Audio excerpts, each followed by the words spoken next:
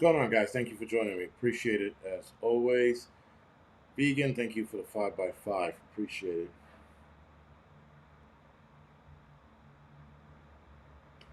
Thank you, thank you, thank you. And I think it's Jen Hayes, 20. Thank you for the thumbs up. All right, guys. Kimberly, Dobie, thank you for the 5 by 5 Snap, I'll call, comment. Michelle, thank you for the 5 by 5 Snack, Crackle, Pop, thank you for the 5 by 5 Let's go. Patrice, Groundhog, Highlander, Larry, thank you for the 5 by 5 Elaine, Michelle, Loretta, Comet Moon, Prep to Adapt, Toto, Mitch, thank you for the 5 by 5 Raccoon Eyes, Standalone, Calm, thank you for the 5 by 5 Occurs, thank you for the 5 by 5 James, thank you for the 5 by 5 Water Tigers, Grit and Grace, Cowboy, Care, thank you for the 5 by 5 NC, Love, Base, Mississippi Golf, Twinkle, thank you for the 5 by 5 Gift, okay, whatever. I'm not going to read that. Teddy, Watchman, Patty S, thank you for the 5 by 5 Azim, thank you for the 5 by 5 Monica, what's going on? Maria Jackson, thank you for the 5 by 5 Renee, thank you for the 5 by 5 Prep to Adapt, Jen Hayes, thank you for the 5 by 5 Raccoon Eyes, and Maria Jackson, thank you for the 5 by 5 on Rumble. Appreciate it. All right. Let's get on with the show. This is going to be short. Why is it going to be short? Because the tiredness just hit me like a ton of bricks. And I'm trying to get back into a decent sleep cycle. But what's going to happen is I'm going to go in the living room and finish watching Superman. Anyway, but at least I get to go to bed earlier. So my early now is going to be midnight, 1 o'clock. That's going to be my timeline. Anyway, Brian, Stacy, thank you for the 5 by 5 Zoomer, thank you for the 5 by 7 Appreciate it, guys. All right. So, guys, tonight we're going to talk about. Listen, I saw a video, and obviously it was AI generated, not the clips. I guess the clips were actual stock footage from whatever website, but they're starting to beat the drum again. I think 2 teenagers passed away from the flu, this new one. And it was just the way that it read the names that I was like, it sounded like BS. It sounded like the worst BS in the world, right? So I was like, all right, whatever. Milani, thank you for the 5 by 5 and Cookie Tech, thank you for the 50 by 50 Right, and so it just sounded weird. It didn't sound right. The name that it gave, it was just, it struck me as weird. So I'm like, are they really pushing this? They're pushing this nonsense. They got people scared and again, like nervous about this flu. Now, the one thing about this flu is, so far, if anybody knows, please leave it in the comment section or email me directly. Vegan, the new Superman, the weaker one, the one that I'm not a big fan of, but it's still an entertaining movie. 2 guys, I do not know personally. These are 2 guys that I know in the firehouse. Their, I guess, relative passed away with something that presented as the flu. They were obviously fatigued, running a fever. I think they might have been coughing, sweating, and they wind up going to bed. At least they both went to take a nap, and they didn't wake up, right? And so they thought that they were going to sleep this off, but they didn't. They didn't wake up. And so 2 people that experienced that is a bit odd, and the way they experienced it was almost identical. So that was a bit odd. So if you hear something similar to that, or a lot of older people not making it because, they have what they thought was a flu, but it wasn't, I'd like you to leave a comment in the comment section. But they are beating this drum again, and I have this feeling, guys, that they're going to, I think this time around, will they make you take it? I don't know. I don't want to sit here and go nope, and I don't want to sit here and go yes.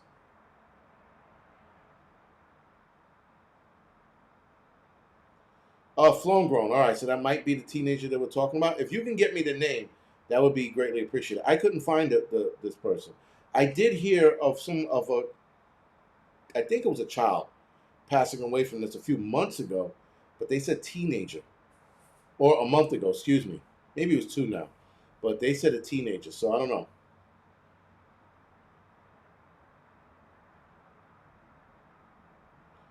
Yeah, again, like this, the way it's presenting is presenting as the flu, but people are not being able to test for it, so they can't tell whether they have it or not. Um, but nonetheless, I'm more curious about it. But again, it just struck me as fake, the commercial or the news clipping, whatever it was. It seemed a little on the fake side. So I'm wondering, are they drumming up the fear again, getting everybody ready to take this new arm ticket for this flu that they don't even have anything for? Meanwhile, they're telling people, well, we don't have the current up to date arm ticket for this flu, but take your shot anyway because it could help. Not that it will help, it could help. And actually, let me walk that back. People said it could help. One article said, or a couple articles said, that it's going to lessen the severity. They said that with confidence too.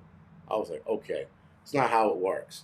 People take the flu shot all the time and they wind up getting sick because they got another version of it that they weren't protected against. Right. So again, they will try to sell us the bullshit. They will try to sell us the fear. A lot of people are going to fall for the fear because it's easier.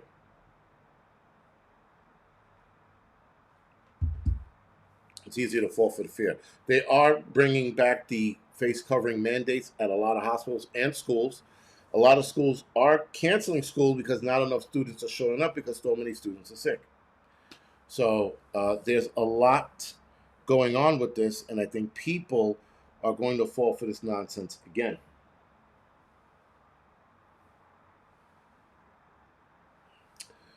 People are going to fall for this nonsense again. So, Sarita, yes, that's my point. The new stuff that they're going to release, people should not take it. I don't care how many people get sick. Just be easy, you know? At the very least, wait to see what it's going to do. The current Mr. 19 stuff that's going around or that was handed out to people is affecting people now. And people who argue with me and argue with everybody else about taking it and how it's going to protect others, they wind up regretting it. I tell you this much, there is not one person on this planet who didn't take it, who didn't take the arm ticket, who regret not taking it. Not one of us was like, damn, I wish I would have taken that arm ticket. Not one. But you have millions of people who took it who regret taking it, right? So just keep, for those who didn't take it, just take comfort in that. Just take comfort in knowing the majority of people who did take it regret taking it. And not one of us who didn't are regretting not taking it, right? We won.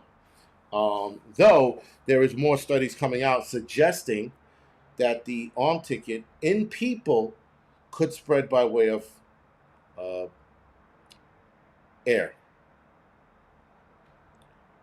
right? So it's airborne, if you will, for the first few days in a person's body. They said their body emanates it as they breathe and from their skin. I think that's why a lot of people had skin reactions a day or two later because it worked its way through the skin and it irritated the sweat glands and the what you call it's in the skin, and that's why people broke out in rash because that was whatever they created coming out through your pores. So a lot of people did break out in a rash and they thought it was an allergic reaction. Maybe it wasn't an allergic reaction.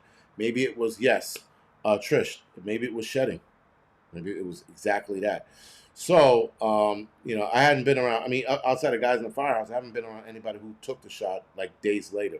Because a lot of guys who did take it, they wind up staying home because they got sick later on. Right? They became patient zero after they took it. So there is that. That would probably explain why some people who didn't take the arm ticket are getting Mr. C's. Right? So there is that. So yes, we could be pure blood because we didn't take it, but some of us, if we had family members that took it and you slept next to that family member, you undoubtedly have the spike stuff in your bloodstream. Right? Again, that is the consensus right now. It is not a finding. There's no peer review on it. This is what he is guessing. This doctor.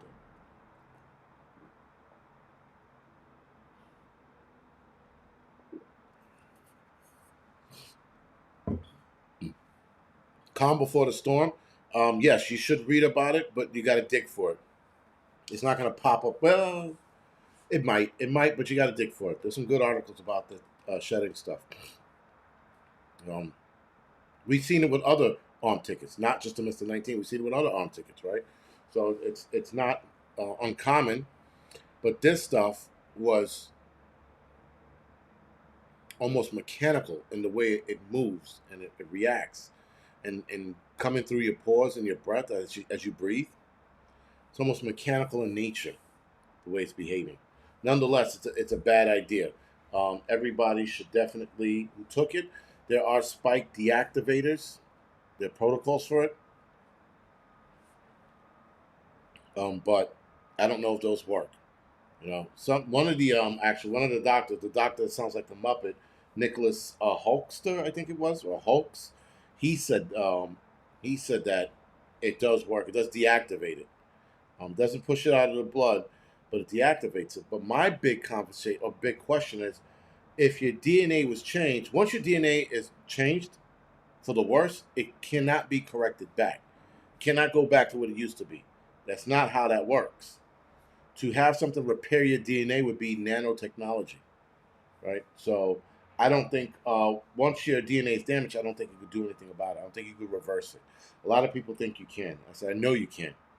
And on a scientific level, you cannot reverse your DNA. You know, you can culture them and make them healthier, so you're less respondent to shit in your body, but you can't reverse DNA damage. It's like virtually impossible, unless again it's nanotechnology. It's virtually impossible.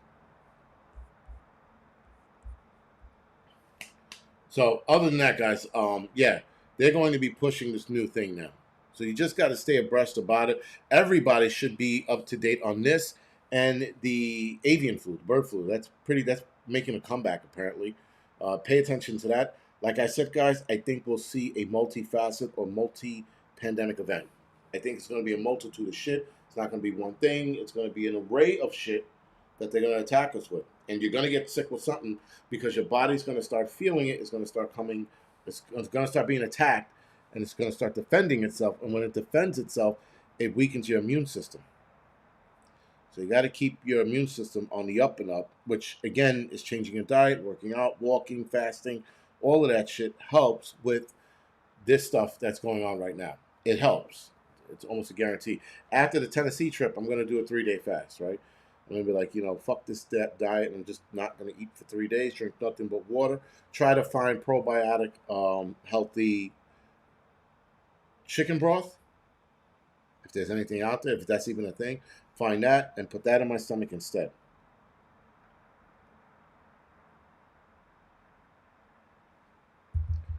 Let me read that. Sorry.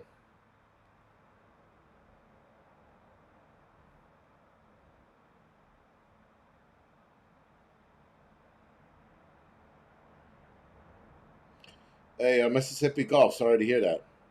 They're giving her 2 months, and they can't figure it out. They just figured it was from the transfusion, from the blood she got. And Mississippi Gulf. The crazy thing is, when I was giving blood, they were asking me whether I was arm ticketed or not, and apparently those who were not arm ticketed got a separate.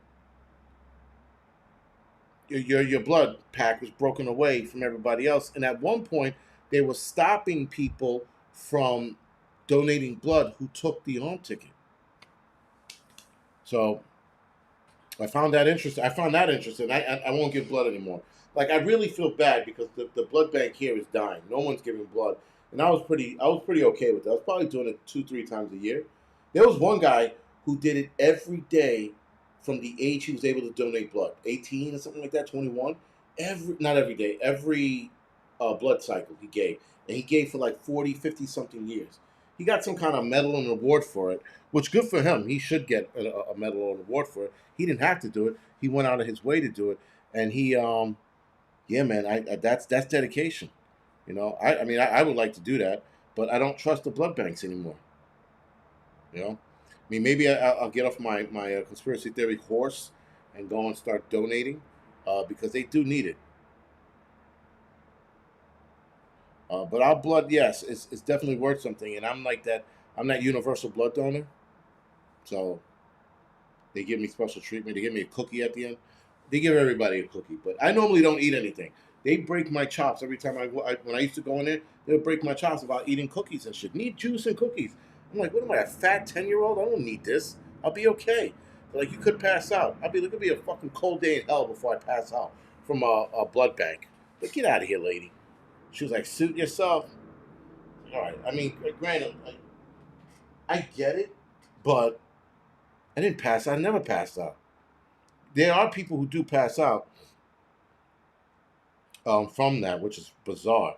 They see their own blood coming up in the tube, and they just they're out like a light. I'm like, my God, man, I can't believe that's a thing. You know, like I got yelled at one time because my son's mother, she had a C-section, and I'm in the room with her when they doing a C-section, and I hear them moving the organs out of her body. So I look over the curtain that they had blocking it, like I'm trying to look around the shit, and I look up and I see her stomach out of the way so they can get the baby out, and I'm looking over, and the doctor looked and yelled at me, "Sit down!" And I'm like, I'm an EMT and I'm a fireman. I can handle this shit.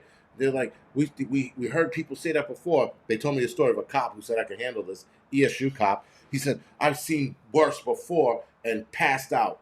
As soon as he looked over and saw his wife's insides on the outside, he was out like a light. So I was like, and I didn't pass out. I was just intrigued by it. So I tried to look again, and I was able to look around and I got yelled at again. I was like, all right, I'm done. She's sitting here with her, her insides on the outside, getting a C-section. I'm being a pain in the ass, so I cut it out. But yeah, people do pass out from that shit. It's bizarre. It's a bizarre thing. And I get it because she said that certain people can't take seeing their loved ones in that position, and I was like, I don't classify her as a loved one. She was having my kid, but I wouldn't say that. I wouldn't go that far to call her a loved one. But anyway, that being said, there's just certain people out there that can't handle this shit. And I remember firemen having this problem. I'm just like, you're a fireman. You're going to see some fucked up shit out there. You are. At some point in your career, you're going to see something bad. If you're an EMT, you're already seeing the bad shit. You know? But if you are a fireman and never saw that kind of shit, somewhere in your career, you're going to see something bad. It just goes with the territory. Cop, forget about it. You're going to see something bad as well. EMTs see it all the time. One of the guys in my firehouse, I think his worst call that he ever had, and he wears it on his face. He has this sadness about him, and he carries this thing around because it was bad, and he saw a baby in the microwave, so just finished the rest of that, and yeah, man, he wasn't good, but he carries that around with him, and I know he does because, like I said, I see it on his face. And there's a lot of people that seen some fucked up shit. They seen, again, a child in the microwave. It's not good. Ads 333. I saw that movie. It was okay. It wasn't the best movie, but it was okay. It was all right. So it wasn't a bad movie. It's entertaining. I tell you that much. It was entertaining. Yeah, listen, guys. Like I said, EMTs will see a lot of fucked up shit, and that's why some of them, a lot of EMTs, if you talk to them, they're fucking weirdos because the shit they see, it messes with your psyche, breaks you down after a while. You see so much of this shit, You only have to see it once, but the more you see it, the more it affects you. So, I've never seen anything like that. I mean, I've seen some bad. Listen, I take, I guess, solace in what I've seen were always adults, right? And so I always made a disconnect with adults. I'm like, they live their life, right? Like I'll make excuses for it, A kid in that capacity, no. I would guarantee if the mother was in the room or she was in cuffs, the mother wouldn't be making it out, at least not walking out. But yeah, so there is that. Anyway, for that Debbie Downer moment, I'm going to go off the air now. I will see a lot of you guys Friday for the doubleheader. And then my next live stream might be like a Sunday night at the hotel, maybe, or at the place I'm not at the place where the convention's at, the hotel. I might do a live stream from there if I can find a quiet little spot from there. But whatever.